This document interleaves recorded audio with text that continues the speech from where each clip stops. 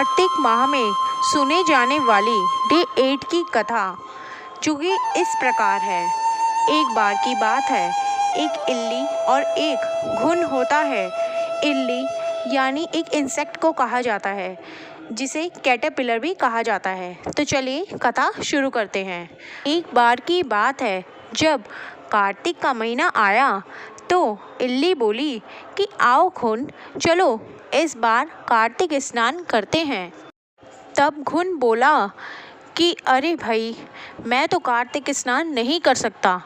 तू तो गिरी छुआरों में पड़ी रहती है, तेरे में तो बहुत ताकत है, तू तो आराम से कार्तिक स्नान कर लेगी, मगर मेरा क्या, मैं तो बाजरा और मोट में पड़ा रहता हूँ, मेरी तो कोई श्रद्धा नहीं है इसको करने में, मैं तो आ नहीं सकता। ऐसा कहकर घुन ने मना कर दिया। मैं तो यहीं पड़ा बाजरे का सुट्टा खाऊंगा और पानी पीऊंगा। इल्ली बोली ठीक है, मत आ। वो कार्तिक स्नान के लिए अकेले ही चल दी। एक राजकुमारी जा रही थी, वह उसके पल्ले पर चिपक गई और कार्तिक स्नान के लिए चली गई। वहीं दूसरी ओर घुन मोठ और बाजरा खाता रहा और पड़ा रहा। ऐसे ही करते करते देखते देखते समय गुजर गया। पूरा एक माह कार्तिक का निकल गया और इसी के साथ उनकी जीवन की यात्रा भी दोनों की समाप्त हो गई। इसके बाद अगले जन्म में इल्ली का जो जन्म है वो कार्तिक स्नान करने की वजह से, उसके पुण्य फल से उसका जन्म एक राजा के यहाँ राजकुमारी के रूप में हुआ। और वहीं दूसरी ओर घुन का जन्म एक गधे के रूप में हुआ।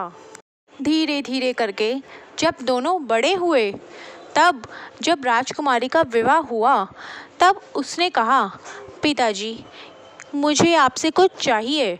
तब उसके पिता बोले, अरे ये सब तो तुम्हारा है, जो चाहे ले जाओ। तब वह बोली, नहीं मुझे कुछ नहीं, मुझे यह गधा चाहिए, मैं इसे अपने साथ ले जाना चाहती हूँ। उसकी बात सुनकर राजा चौंक गया कि बेटी, ये भी कोई मांगने की चीज़ है। तब वह बोली, नहीं मुझे यही चाहिए।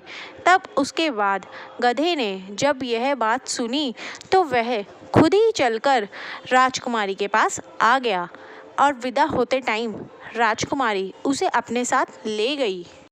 इसके बाद जब राजकुमारी महल पहुंची अपने ससुराल, तो वहां उसने सीढ़ियों पर गधे को बांध दिया। अगले दिन सुबह गधा राजकुमारी से बोला कि राजकुमारी, आप मुझे अपने साथ यहाँ क्यों ले आई हैं?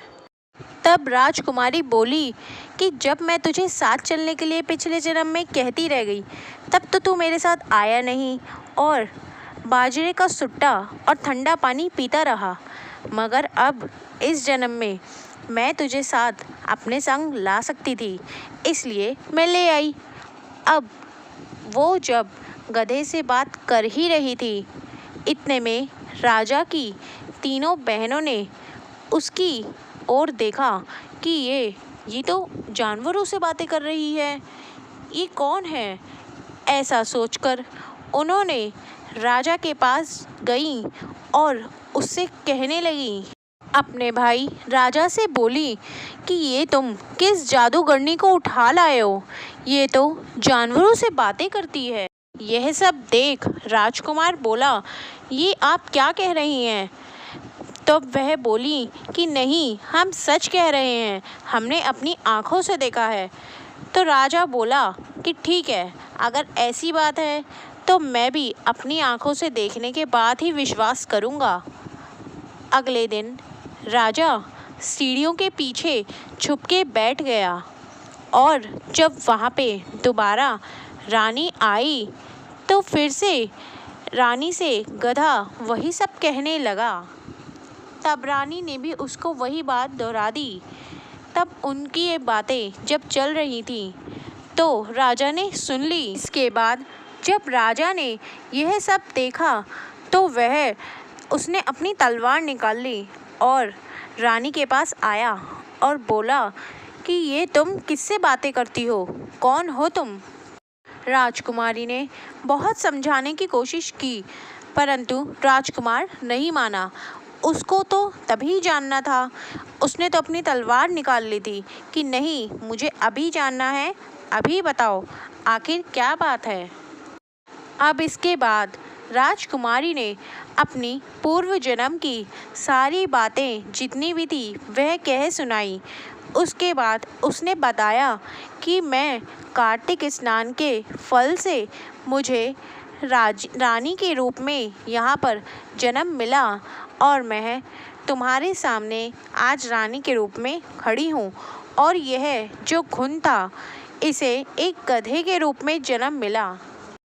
राजकुमारी की यह सब बातें सुनकर राजकुमार बोला कि अगर कार्तिक स्नान से इतना बड़ा पुण्य फल प्राप्त होता है तो हम भी अगले साल जोड़े से कार्तिक स्नान किया करेंगे, ताकि हम इस वर्ष ही नहीं बल्कि आने वाले अनेकों जन्मों तक साथ रह सकें। अगले साल आने पर राजकुमार और राजकुमारी ने दोनों ने एक साथ जोड़े से कार्तिक स्नान किया। तो दोस्तों, यह थी कार्तिक मास की आज की कथा। तो आप सभी को कैसी लगी प्लीज़ कमेंट बॉक्स में लिखकर ज़रूर बताइएगा। और अगर अभी तक आपने मेरे चैनल को सब्सक्राइब नहीं किया है तो प्लीज़ लाइक, सब्सक्राइब और शेयर करना ना भूलिए। धन्यवाद।